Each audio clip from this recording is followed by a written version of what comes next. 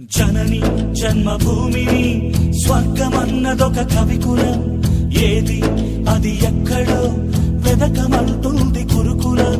గుండె పిండుకొని తాగిన గుప్పెడు పాల గురుతులేనప్పుడు పోత పాల సీసాల కోసమై పరుగులాటలే ఎప్పుడు. So that what you say? I love my India, loving Mother India. You too love India, do love Mother India.